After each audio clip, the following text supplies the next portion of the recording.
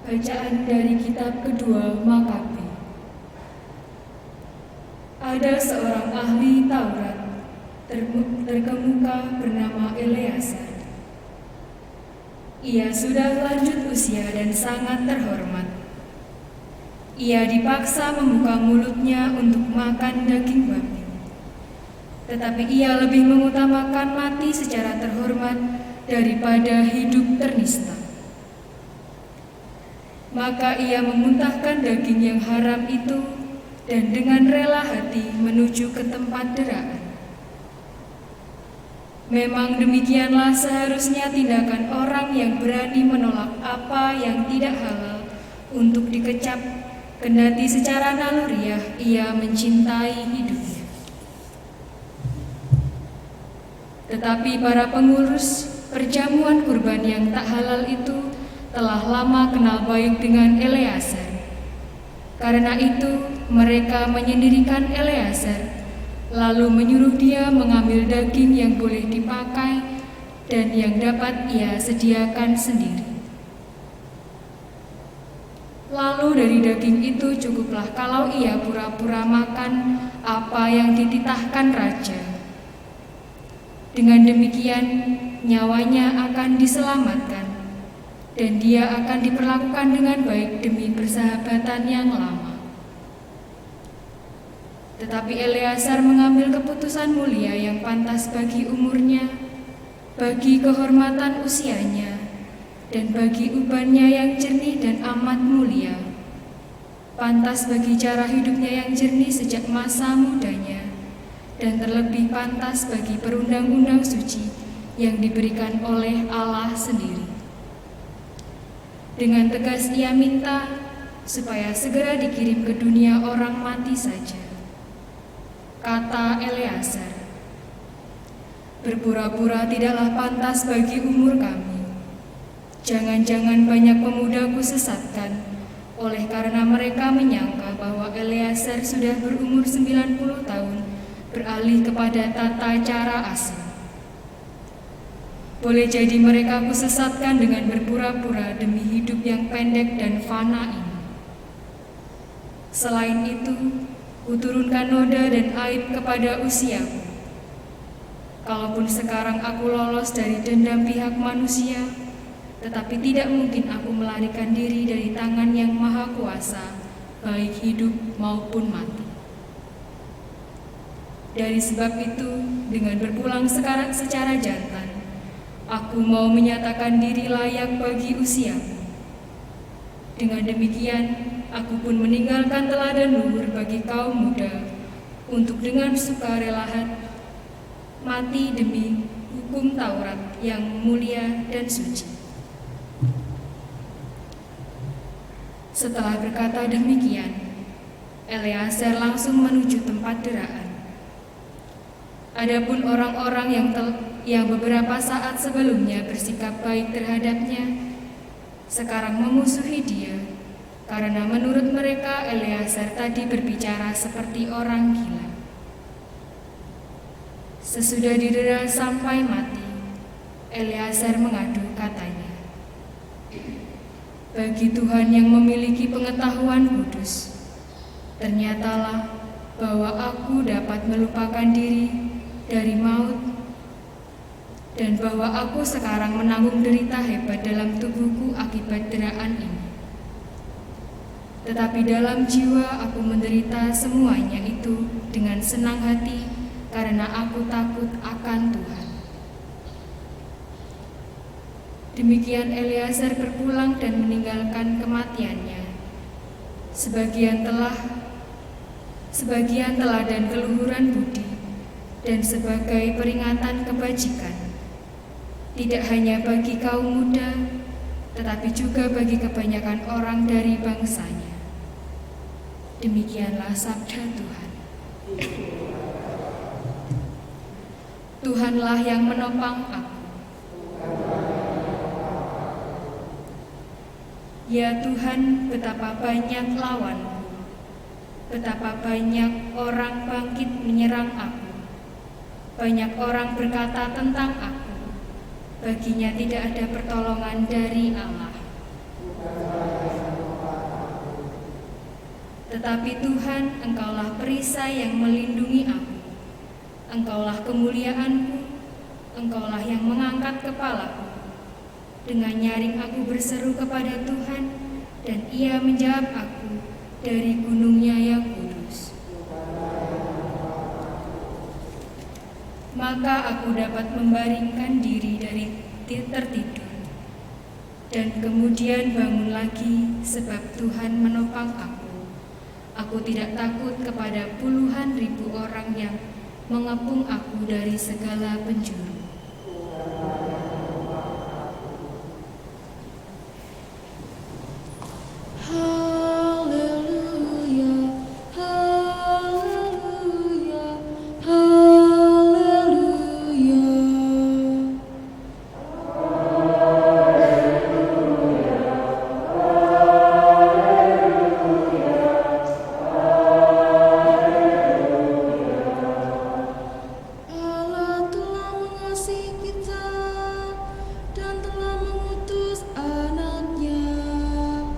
Sebagai sili atas dosa-dosa kita.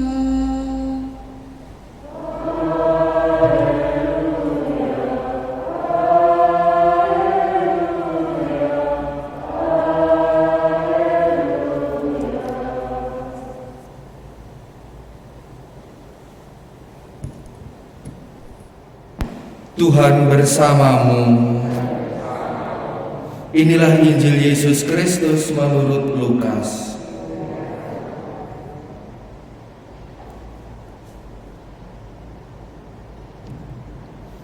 Yesus memasuki kota Yeriko dan berjalan melintasi kota itu. Di situ ada seorang kepala pemungut cukai yang amat kaya bernama Zakeus. Ia berusaha melihat orang apakah Yesus itu, tetapi tidak berhasil karena orang banyak dan ia berbadan pendek. Maka berlarilah ia mendahului orang banyak, lalu memanjat pohon ara untuk melihat Yesus yang akan lewat di situ. Ketika Yesus sampai ke tempat itu, ia melihat ke atas dan berkata, "Zakeus, segeralah turun. Hari ini aku mau menumpang di rumahmu." Zakeus segera turun dan menerima Yesus dengan sukacita. Tetapi semua orang yang melihat hal itu bersungut-sungut katanya, "Ia menumpang di rumah orang berdosa." Tetapi Zakeus berdiri dan berkata kepada Tuhan, "Tuhan, separuh dari milikku akan kuberikan kepada orang miskin, dan sekiranya ada sesuatu yang kuperas dari seseorang, akan kukembalikan 4 kali lipat." Kata Yesus kepadanya, "Hari ini terjadilah keselamatan atas rumah ini, karena orang ini pun anak Abraham. Anak manusia memang datang untuk mencari dan menyelamatkan yang hilang." Demikianlah sabda Tuhan.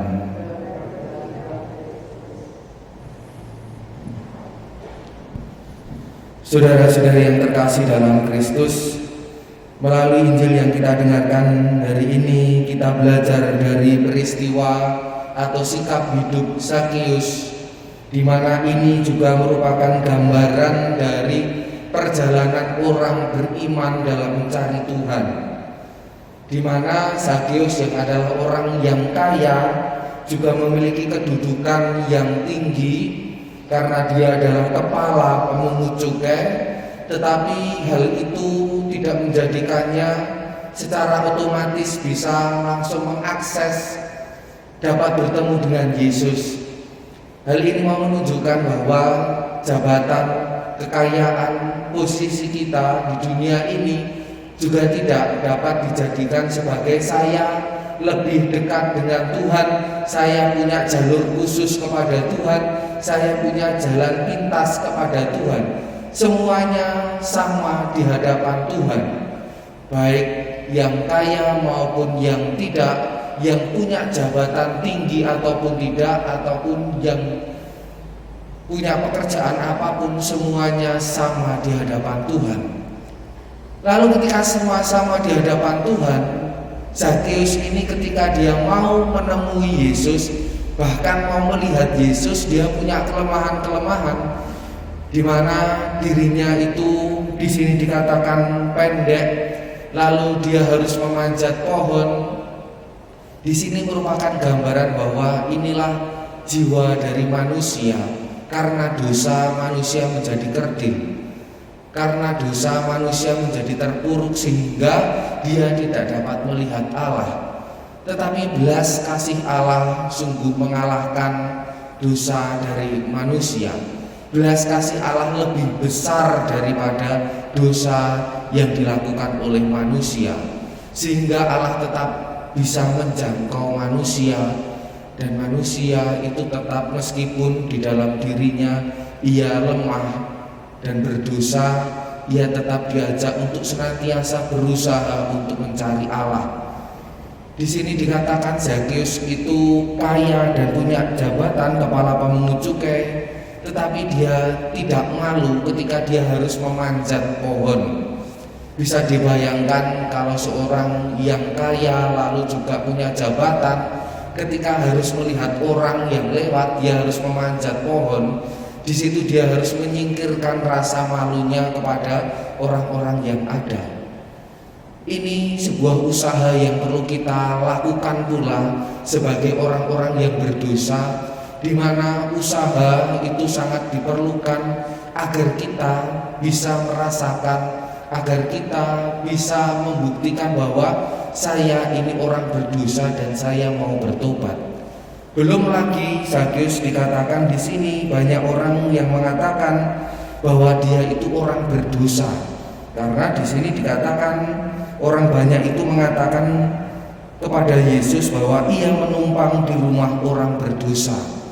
Ini juga sebuah tantangan perjalanan iman kita, di mana juga akan banyak omongan dari orang lain, dari kanan kiri, teman, tetangga, saudara, dan lain sebagainya, tentang apa yang kita lakukan. Kita dihakimi, kita dianggap orang yang berdosa, tidak layak, tidak pantas, ini dan itu sebuah godaan juga bagi kita agar kita tidak sampai kepada Tuhan.